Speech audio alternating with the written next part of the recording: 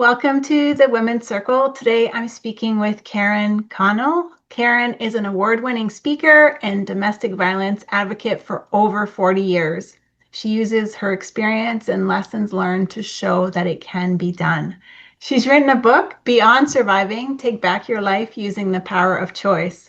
I have read it. Her story is gripping. It's a must read for all women and men to help increase awareness around violence against women. Karen, welcome. Thank you so much, Maria. I'm happy to be here today. I'm To, happy that you're here.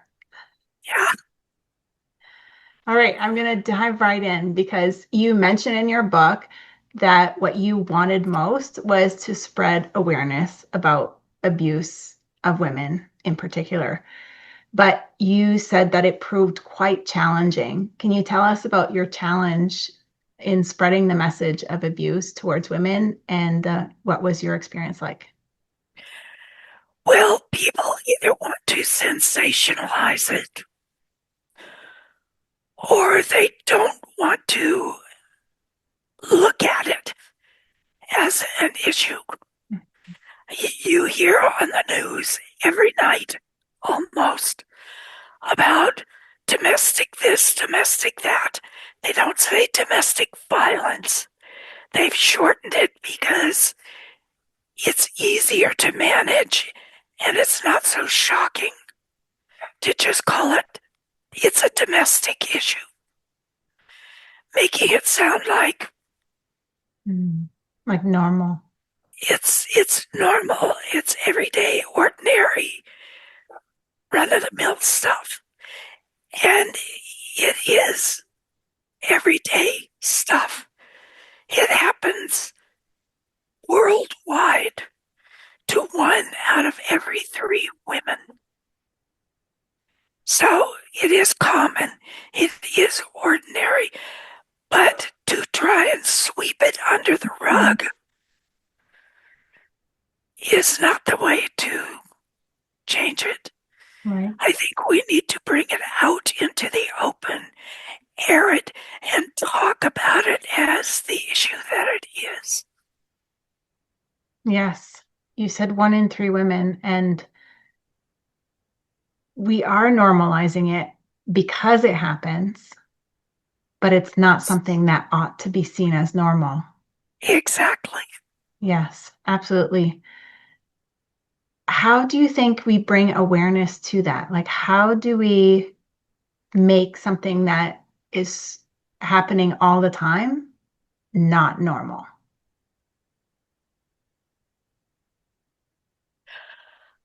I think that it needs to be spoken about more in this way, like you and I are having a conversation about it, uh, so that people understand where it comes from, why it's happening, why it continues,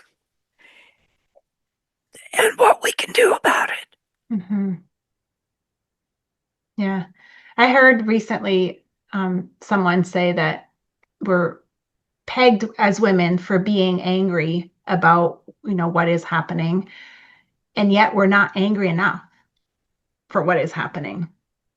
Like the abnormalcy of what is happening, the weight that we have to carry, we ought to be a lot more angry than we actually are. It's true. I'm not angry. I just I so much want people to be able to understand that it doesn't have to be this Mhm. way just because it always has been. Mhm. But as women, our voices are tended to be spoken over, uh, silenced, Mhm. you know, and like myself, a lot of women are silenced physically because the throat chakra is the center of our power. is a power that we have, and women are far better communicators than men. Not that some of them aren't, Hmm. but for the most part, they talk at something or around something. You know, they, they don't take it in and talk about it as a personal issue. And domestic violence is the most personal thing Hmm. that can happen to a person. Absolutely. It keeps you in survival mode, which Yeah, makes it hard to express what is happening in a rational way that other people can receive. there's nothing rational about it. Exactly. It's incredibly emotional, Hmm. and as I pointed out in my book, um, it continues to happen and continues to get worse because we have normalized it, because women who are feeling stuck in it don't realize that they have Hmm. options and help that is out there, far more help than was there when I needed it. And yet I got what I needed. Um, and that they, in, in, in thinking that they're staying because their children need a father, it's good for children to have a father who is a good role model, Hmm. not one who teaches them that violence is a way to get whatever you want. Hmm. Yeah. So So, education, and I've been on this path for over 40 years trying to get this message out. But most people are unlike you. They want to talk about, gee, why does she talk that way? And what's her story? And blah, blah, blah. They want, they really just want to sensationalize it hmm. because, as someone told me a long time ago, when I asked a news producer why they always focused on the negative, they said because blood sells, violence Uh, sells. And how do we have to change that? hmm. Yeah. So why do you think people want to minimize the experience? Like, is it discomfort? Minimize it. Yeah. They're uncomfortable with it. They don't want to look at the fact that it could be their mother, their Mm. daughter. So many of them grew up in families where there was violence Yeah. and told me so personally afterwards, Yeah. but wouldn't talk about it on camera because they didn't want to get put in that box. Although they were happy enough to put me in the box. It's, you Yeah. know, And can you help us understand how even a rebuttal like, well, men experience that too, or it's really common. How does that minimize the message? oh, because uh, the whole time I was talking about it, without exception, excuse me, every group that I spoke to, whether it was college students or adults Hmm. or a TV interviewer, their almost their first question was, well, what about the men? Hmm. They experience it. The men get, this part does make me angry. The men have always gotten the first platform. They get the most attention, the most notice, because they are the most important. Hmm. It again is minimizing women. Yeah. I think that if we could just go around and have town meetings or open forums or invite neighbors over and have dinner with them and learn about our similarities and our differences, we could change the world. Hmm. Absolutely. Do you think that's generational? Because women have been so dependent on men, and obviously men are stronger than women, generally speaking, their Men are physiology is not, stronger. their physiology is stronger. They are not stronger. No. Yes. Women are so much stronger. I know. Yes, I meant, muscle mass. Like, they're Yes, supposed to defend us muscle wise, but um, they use it against us because they're so strong. yes, they do. And it's intergenerational because the whole issue has been swept under the rug and normalized. Hmm. And many women stay, like I said before, because they think their kids need a father figure. Yes. And so their kids grow up Yes. either learning how to be a victim or how to be an abuser. Yes. It is a learned behavior. Hmm. And because the population is growing, so is the numbers of domestic violence, Yeah. just mathematically. Yeah. And since we're talking about that, like children, can you tell us about Ward and how you think that witnessing abuse shaped him? Oh my God. Like I said in the book, that was the hardest chapter for me to write. I tried getting him. I mean, he witnessed the worst and he witnessed the everyday abuse Mm. as a young child, culminating when he was only 6 years old. That was before the age of reason. He had no way to cope with it mentally. It was just there.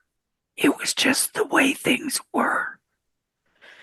And I took him to therapists.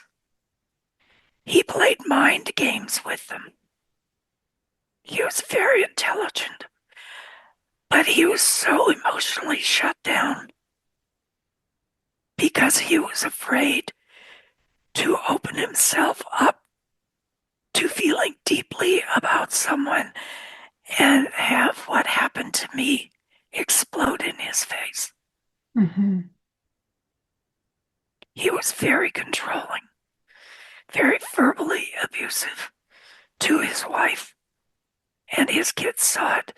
My granddaughter to this day has not read the book because she's afraid it will trigger her. Oh, wow. Sorry to hear that. Yeah, I think she's afraid that in reading about the violence, that it will Hmm. bring it all back to her. And she's a social worker and works with kids. Gee, Oh, I wonder wow. why. Wow. So do you have a relationship with your grandkids? Not really. Um, when Lynn and I moved from the San Fernando Valley to the South Bay of Los Angeles, it's like a 2 hour drive. Hmm. And as soon as I was no longer available to be an instant babysitter, Oh, uh, my daughter in law kind of wrote me out of their lives. I'm sorry to hear that as well. Me Do too. you do you think, like, I know in part it feels like Ward witnessing the abuse shaped Ward, but there's a It part of did. me that believes there's also like we're here on a certain path, certain mission, like there's something we're here to learn. So could That it may in have been part it. also be that he has his road to travel? I believe that as well. Hmm. So I have, and he died very young. Who died very young? Ward, I, I missed that part. I'm so sorry. he passed away when he was 34. Oh no, I'm so sorry to hear that. I missed that part somehow. I didn't Wow. put it in the book. Oh, okay. It wasn't part of that Okay. story. Oh wow. So how long ago was that? That was in 2011. So Oh it's been 15 years. wow. My daughter was born in 2011. Um, wow. And I was in treatment for hepatitis C, which was a parting gift from my ex because I'd lost so much blood Right. and they didn't know how to screen for it in the early 1980s. At any rate, um, when my partner came in and she insisted that I could keep working through the entire treatment, which was so physically draining. Uh-huh. I would come home from work and just crash on the couch. Wow. And she woke me up and said, I don't know how to tell you this, so I'm just going to say it. Ward is dead. Wow. So what happened? He had a work related accident and had back surgery because of it. And Mm. the surgery went bad, and he was in a lot of pain. He was a big guy. He was 6'2", over 200 pounds. Um, and I think he was taking enough of the pain meds because he did not have a high pain tolerance. Mm-hmm. And it was ruled an accidental overdose. Oh wow, really? Yeah. So I mean, it's difficult to know. I guess it's only speculation, but have you seen anything good come out of his life that you can tell? Like that, I I think both of his kids have grown up very well. oh good. Yeah. I mean, like I said, my granddaughter doesn't want to look back at that Uh-huh. because it's not a good feel Yeah. for her. Yeah, for sure. I have no idea what my grandson thinks about it. Um, I am slowly trying to rebuild that Mm-hmm. relationship with them as adults. My granddaughter had my great grandson a couple of years ago and is pregnant again. Wow. So she let me back in to be part of that. Well, that's amazing. Yeah, yeah. Great. And I know like it's no consolation. I wanted to ask that carefully, but it's no consolation to think that, something good came from a bad turn of events. But I I think, always, yeah, often that's what, we can't make sense of some things in our lives, but we can see that there's fruit from it, that there's something good yes, comes from it. So hopefully absolutely. it's through your grandchildren that amazing things are coming Yeah, or have already my, come. my grandson got a promotion at work and recently moved to Colorado, and he's a videographer. Oh, wow. So he sends beautiful pictures. I mean, that isn't his job, but that Hmm. is his passion. Yes, And he absolutely. takes amazing photos. That's amazing. Yeah, Um, you did mention in the book um, that practice of when you leave your child in daycare, how they want you to leave, even though your child is crying and they don't want you to leave, like to trust the process that they will be okay. And I was curious to know what you think about that today.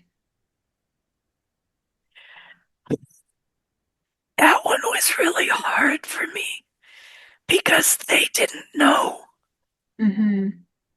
the background. And I was afraid that, given the constant threats by his father to leave me, that he would see it as abandonment. Hmm. That it would affect him deeper than it did other Hmm. kids. Yeah, I was not able to do that. I know, like when our daughter started kindergarten, they had never been in daycare before, but kindergarten, I couldn't. And the teacher just grabbed my daughter's hand and brought her to the class, kicking and screaming like she did not want to leave me. And I walked after her, grabbed my daughter's hand, and said, "No, thank you." And I walked back out with my daughter. Like I could Good not. for you. To me, it was like, no, I can't do it. But I know like we're seen as if you eat like you have to conform, otherwise you're seen like you're the problem. Yeah, or you're adding to the problem. Yes. This is best for them. Yes. More pain was not best for my son. Yes. But Absolutely. the the, the preschool that he was in was a co-op. So I was there most of the time with him. It was rare that it was not a thing where I came and dropped him off and left. Hmm. It's so hard. I don't even know how that's a thing, but I think it's so hard to do Yeah. that and to trust that it's the right thing to do. Yeah. I was really surprised in your book. I mean, always surprising, but you mentioned events that, are like in the 80s and the 90s, which always surprised me because it's like, wow, you've been at this for such a long time. But one of them that really surprised me was O.J. Simpson. And tell me about your experience with that case. The second I heard that case, I knew he was involved. If he didn't actually do it, then someone close to him was that he was protecting. Mm, I, because it was a crime of passion. yeah. It wasn't an indifferent passerby where it was just a crime of opportunity. It was a crime of passion. I never changed my thoughts about that. Hmm. And that And was such I, a high profile case yeah, too. Like, what do you think him kind of walking away from something like that, what did that create? it created for abusers. And it's okay. If OJ can do it and get away with it, so can I. Hmm. In my mind, that's what it created. Yeah, I mean, and women were furious about it. yeah, for good reason. We have Yeah, good reason to be angry. And I'm hearing more and more now how like men are trained or training each other. Like there's places where they train each other to kind of bypass. So if a woman calls like 911, that they make it look like she's the abuser because they stay like they know to stay calm and to retell the facts in a way that the people who respond to the call think, oh, she's agitated, she's overreacting, obviously it's her. she's being emotional, Yes, she's being emotional. That counts against us a which is lot. I know, I know, Yeah. and that's why when the opportunity presented itself, um, I was on the Attorney General's task force here in California to help pass, lobby for, pass, and help write the curriculum with law enforcement to Mm. train law enforcement about what they're responding to. And do you think that has changed? Not enough, Mm-hmm. because now, as often as not, they are turning it around and blaming the woman. Mm-hmm. You know, well, if you didn't do this, you wouldn't have done that. What crap. Pardon my French. So how do you And think we change that? by talking about it, By talking about it. to me, that's everything. Bringing it out of pulling it out from under the rug where it's been hidden and swept for so many centuries. Mm-hmm. Um, Not letting it go as, oh, it's just a domestic. Like, that's no big deal. People die. Mm-hmm.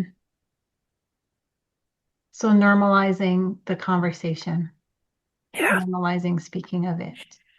Speaking of it and speaking of how it can change, not just not just getting them to accept that it's a reality, Mm-hmm.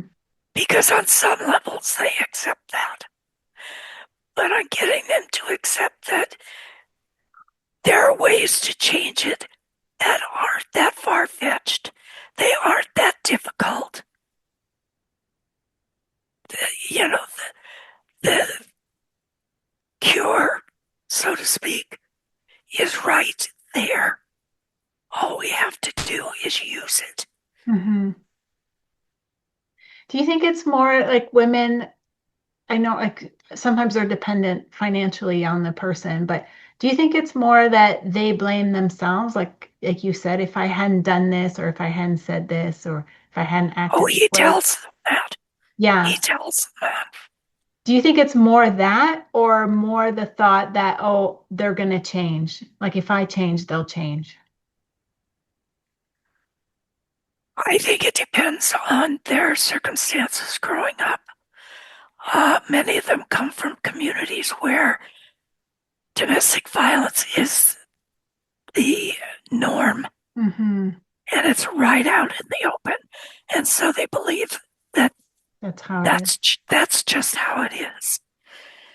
Yeah. Uh, and no one has come to them and said, no, that isn't how it is. It doesn't have to be that way. And, if you have to live on welfare to get away and get your kids away from that, so be it. There are places you can go to get help. There are programs you can go to get help where you can get an education and get a well paying job. And childcare is provided and food is provided. It's an excuse, Mm-hmm. not a reason anymore. Right. When I was going through it, it was more realistic. I, you know, 6 years, no, 4 years before I left this situation, women could not get a credit card in their own name. Mm-hmm. They couldn't have a bank account in their own name. Their husband or their father's name had to be on it. Isn't that crazy to think about? Like it wasn't that long ago. And I know I've said that a few times. Not, it wasn't abuse, but my mom was just a teenager when she had me and my brother. And in the 80s, which is not that long ago, we would try to go on vacation and we weren't allowed to stay at a hotel. Like there's many hotels that turned us down. We had to sleep in the car some nights Yeah, because there was no husband around. yeah, Like in the it's 80s. crazy. And my mother got a divorce from my natural father in the 40s, which was almost unheard of, Yeah. and went on to graduate cum laude from UCLA. Wow. So she was a very good role model for me Yes, in a lot absolutely. of ways. But she also bought into a lot of the husband is the one who should make the decisions. Although she and my stepdad, who was the only dad I ever knew, talked about everything before a decision was made. She might have let him make the ultimate decision, but she was a very strong woman, so I know he heard her opinion and he took it into consideration. So, It's unfathomable the things women have gone through, but yeah, there are good men. We're not saying there aren't. If you no, could leave women with one thought right now, like what would be the most important thing you'd want them to know? believe in yourself. Trust your gut. You know something's wrong if you're in the middle of this. Um, and find help. There's help out there. Mhm. Absolutely. And what would you want Ward to know? And I love him. Absolutely. That he was always loved. Even if I did, he was a hard kid Hmm. because that situation really seriously impacted his life emotionally. But through it all, I always stood by him. Even if I didn't agree with what he was doing, I would tell him, I would explain to him why. But I always wanted him to know that I loved him. Hmm. That never changes. No, it doesn't. It So doesn't. I'm going to leave a link to your book in the description. Is there anything else that you would want people to know for how to reach you? Like any other links or anything that you would like added there? How do you want people to reach you? Oh, wow. You can give them my email address. I won't leave your email in the description, but if anyone messages me, I will. So they can Okay, start with your book. They'll start with your book. Um, perfect. if you think And of then go anything. on to your book. Yes. So yeah, this is an amazing woman. You want to reach out to her, get in touch with her. She has so much knowledge and expertise in this, especially if you're struggling with your relationship or you want to help create changes. She's the right person to talk to. And again, I'm going to leave a link for the book so that you can get her full story. We didn't go through her full story here, but she has a pretty incredible story that I think is a must read for all women and men because it does raise awareness about abuse and the things that we, endure and have to navigate to try to raise healthy children and create a better And, society and that you can get through it. and that you can get through it. Yes, Hence it the helps you. title, Beyond Surviving. Yes, it helps you know that you can get through it. And obviously, Karen is an example of having gotten through it. So thank you, Karen, for taking the time to speak with me today and to speak to all the women watching and for just the amazing work that you're doing in the world to increase awareness and raise awareness about the challenges that come up when we do try to speak. Thank you so much, Maria. I'm so glad that we connected. You're very inspirational yourself. Thank you. You're welcome.